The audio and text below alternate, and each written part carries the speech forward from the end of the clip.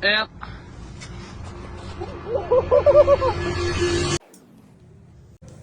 Students, just like આ પથ્થરની જેમ જ તમારા ઘણા બધા ભારી પેપર્સ હવે કમ્પ્લીટ થઈ ગયા છે અને next paper ease of science.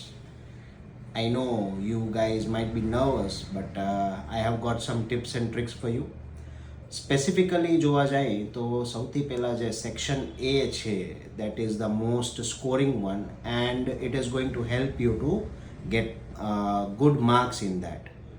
Next is if you talk about section D, તો મારું એમાં એવો અભિપ્રાય રહેશે કે તમે સેક્શન ડીની અંદર જે કોઈ પણ ક્વેશ્ચન્સ છે એને સારી રીતના ઇલેબરેટ કરજો અને સાથે સાથે એ બને પોસિબલ હોય ત્યાં સુધી એમાં જે ક્વેશ્ચન્સમાં શક્ય હોય ત્યાં ડાયગ્રામ્સ કરવા.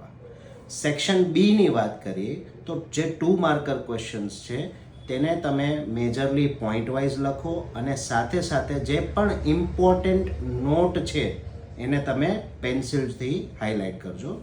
અને section C, the most important section, કારણ કે આની અંદર સારા ક્વેશ્ચન્સ ઇમ્પોર્ટન્ટ ચેપ્ટર્સના આવે છે કે જેની અંદર તમારે ખાસ કરીને ડાયાગ્રામેટિક પ્રેઝન્ટેશન હોવું જોઈએ, તમારા આન્સરને પ્રોપરલી તમે કોન્સેપ્ટને ઇન્ટ્રોડ્યુસ કરવો પડે આની અંદર.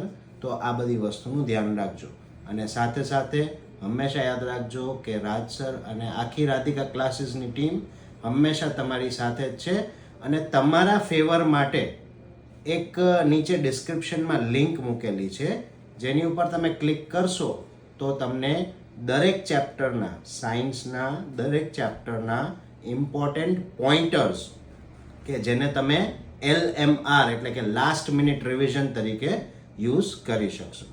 Thank you and all the best. Do rock.